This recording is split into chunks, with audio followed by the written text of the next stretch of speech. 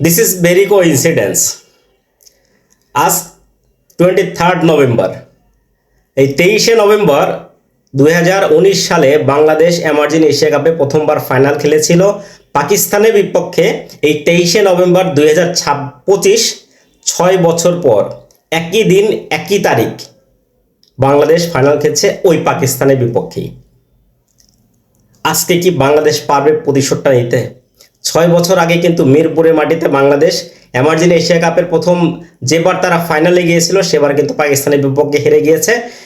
প্রতিশোধের মিশন তাদের সামনে অপেক্ষা করছে 2025 সালের ওই 23শে নভেম্বর, ঠিক 6 বছর পর।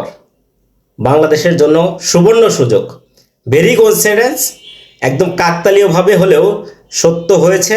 6 বছর আগে যে দিনটিতে বাংলাদেশ এমার্জিং এশিয়া কাপের ফাইনাল পাকিস্তানের বিপক্ষে খেলেছিল, ঠিক 6 বছর পর ওই এমার্জিং এশিয়া কাপের ফাইনাল খেলছে বাংলাদেশ ওই পাকিস্তানের বিপক্ষেই।